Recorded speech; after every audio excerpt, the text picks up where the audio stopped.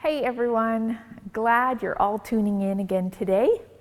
Well, this is our final episode talking about dropping the act and living with integrity. That's choosing to be truthful in all we say and do. I have a little experiment I want to do with you today. So you got to close your eyes. Are they closed? Okay, now imagine purple elephants. That's right, not normal elephants, purple elephants. So get a picture of what they look like, how they move, what they sound like. You got it? Okay, now you can open your eyes. What are you thinking about right now?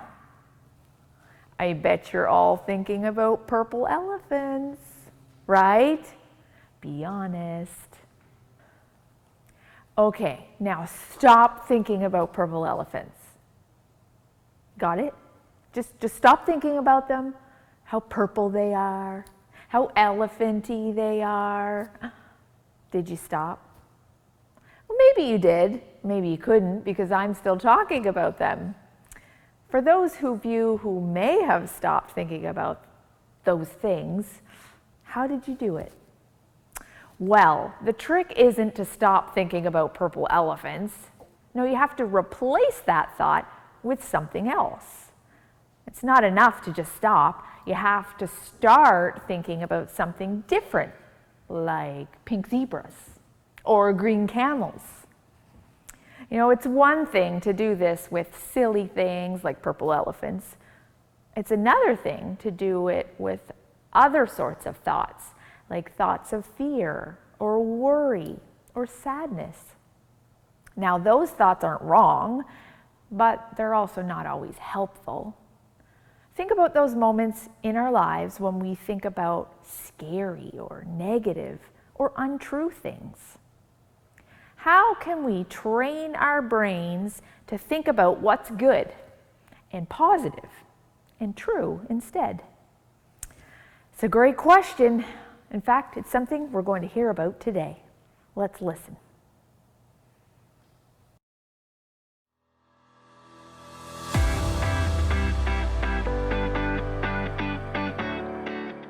This isn't gonna work. I'm gonna do really bad today. I'm gonna forget what I have to say.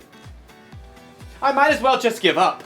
Hi, I'm Graham, and I'm going to fail. Sorry, but I'm just trying to be honest.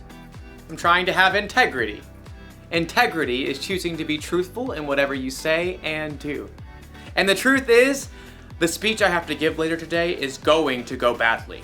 I am supposed to talk to a bunch of strangers about different kinds of masks, but every time I give a speech, I get so nervous that everything I want to say comes out wrong. I don't know if this happens to you, but I keep hearing these voices in my head. You're not very good at talking to people. When you tell jokes, they stink. Other people are way better at this than you. The more I listen to these voices, the more I believe them. So it's probably better if I don't even do the speech today. Can't mess up if I don't try, right? That way you won't be embarrassed.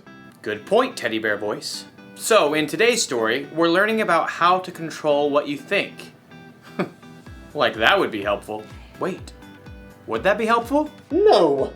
I mean, nay. Aw, thanks for being honest, weird horse voice. I knew I could count on you. The Bible. It's 66 books of history, stories, letters, and poetry that fit together to form God's one big story. The epic adventure of how He created us and loves us so much that He made a way to rescue us. As we travel through the Bible, from Genesis to Revelation, we discover people who met God and found their lives changed forever. Now, for an amazing story. Inspired by the book of Philippians, chapter 4, verse 8. Horatio liked to keep track of things in his head. 5 kinds of cereal in the cabinet. 17 braids on his sister Nala's head. 2 voicemail messages left on his parents' landline phone. Seriously, Mom? You are so stuck in the 1990s. Horatio was especially good at keeping track of things that went wrong. Number 1, we're out of chocolate frosted sugar bomb cereal. Horatio's mother did not always appreciate his lists. I did not buy that. Your dad bought that. Number 2, it is freezing in here. Put on a sweater. Number 3, Miss Watson is making us do a group project and they are the worst because everyone else drags me down. Horatio, can you please focus on something positive for once? Just keeping it real. Oh, I know about positive stuff. Miss Christie told us. Horatio's little sister Nala began rummaging around in the stacks of random paper on the counter. There is nothing positive about this morning, and I'm positive about that. Nala pulled out a scribbled-on handout and waved it triumphantly. Philippians 4:8. Do not read me a coloring sheet. Finally, my brothers and sisters, always think about what is true. Think about what is noble, right, and pure. Mom, make her stop bugging me. No, this is good.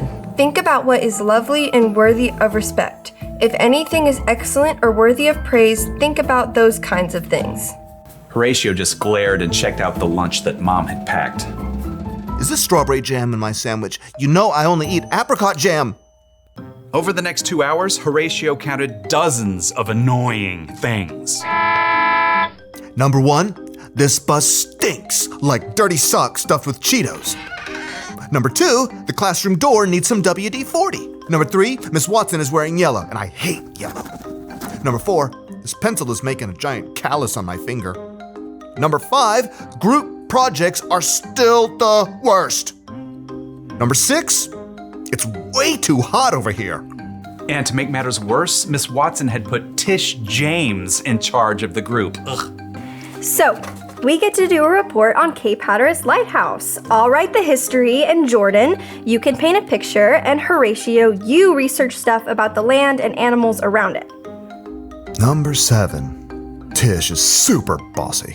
Oh, and here's a picture of the lighthouse. Tish held up a glossy photograph and Horatio opened his mouth, ready to complain about how boring lighthouses were. But he couldn't do it. Hatteras Lighthouse, spiraling into the sunset sky, was breathtaking.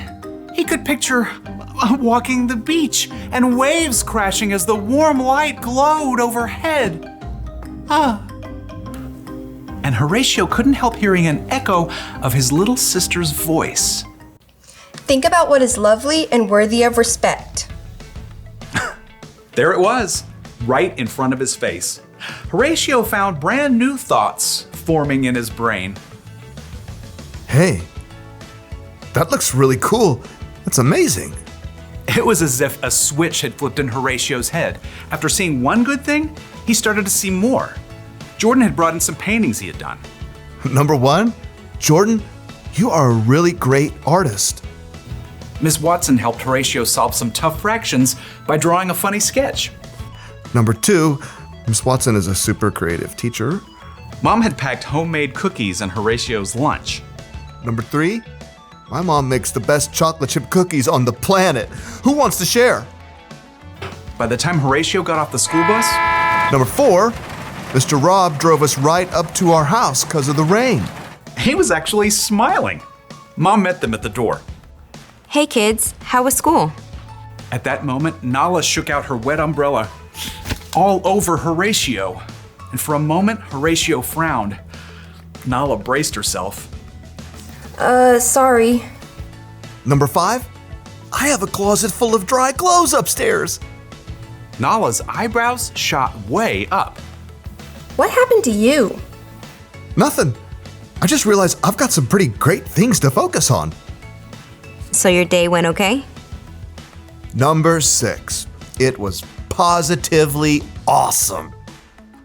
Horatio beamed and ran upstairs to change his wet shirt. He had a lot of brand new lists to make up in his head.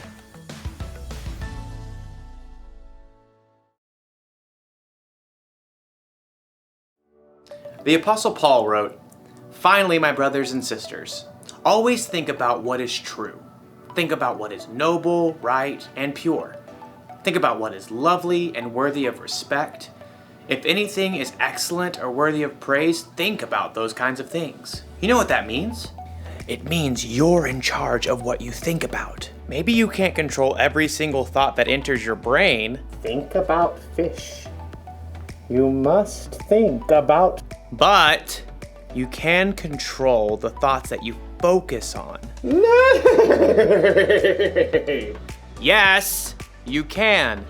Having integrity doesn't just mean you're honest with other people. It means you're honest with yourself too. And to do that, you need to try and focus on things that you know are true. Things like, God made you. God forgives you. God loves you. He loves you so much that he sent Jesus to die on a cross for you. And he's big enough to bring Jesus back from the dead. So he's bigger than all of the things that you and I worry about. So the one thing to remember from today is this. Focus on what's true. And if you ever feel like you can't control your thoughts, or if the voices inside seem too loud, talk to someone you trust about it. Find someone who will help you stay focused on the truth of God's amazing love for you. You know what? I'm gonna choose not to believe the voices that are telling me that I'm not any good. God made me.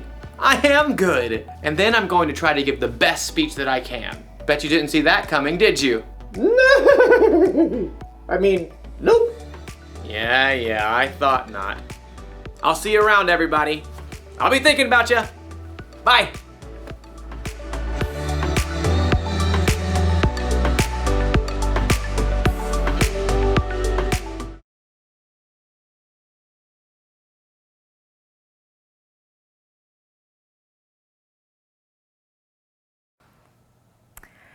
It's amazing how things can change when we see them a little differently.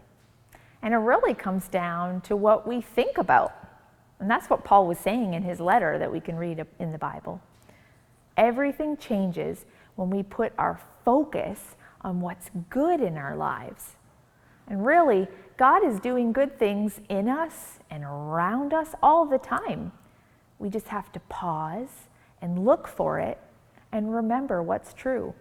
Like the fact that God loves us and gives us what we need. Isn't that wonderful? He's always with us through the good times and the tough times. So with God's help, we can choose to focus on what's true and good and lovely. And if we focus on those things, we'll remember what matters most. So let's pray and ask God to help us do that. God, we thank you for the things that we know are true. You made this amazing and beautiful world. You made each of us, and you love us. You have a good plan for our lives, and sometimes it can be hard for us to remember what's true, like when things happen that make us angry or frustrated or scared. And in those moments, please help us set our minds on you and think about all the good things you're doing in our lives. We love you, God, and we ask these things in Jesus' name. Amen. Well, I hope you all have a great week. See you later.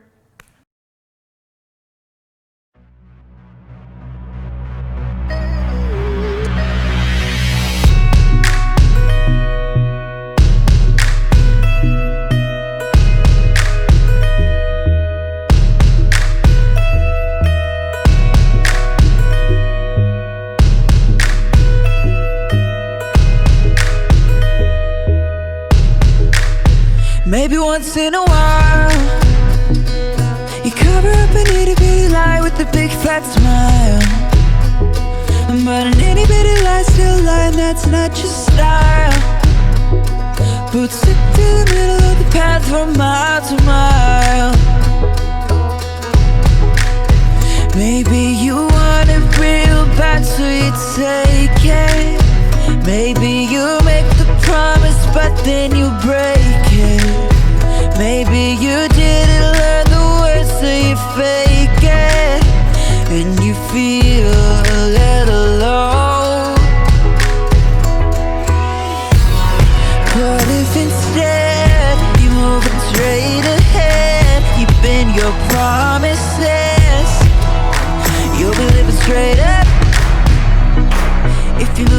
far to the side, then you're gonna get stuck. It might feel like a little lie, but it's gonna catch up. Do what you say you're gonna do, you'll be on your way up.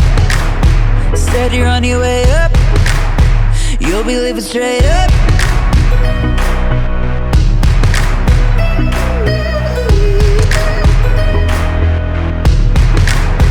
Maybe you've got a crew, and you said we're gonna do the good things that good friends do. And everybody's still a good friend who sticks like glue. Cause everybody did what they said and everybody was true. Maybe you wanted it but you didn't take it. Maybe you promised and then you didn't break it. Maybe you learned the words so you didn't fake it. And now everybody knows. But if instead you're moving straight ahead, keeping your promises, you'll be living straight up. If you move too far to the side, then you're gonna get stuck. It might feel like a little lie, but it's gonna catch up. Do what you say you're gonna do, you'll be on your way up. Said you're on your way up. You'll be living straight up. If you move too far to the side, then you're gonna get stuck. It might feel like a little lie, but it's gonna catch up. Do what you say you're gonna do, you'll be on your way up. Said you're on your way up. You can choose to be true, not just to everybody else, but true to you. You can choose to be true, not just to everybody else, but true to you. True to you.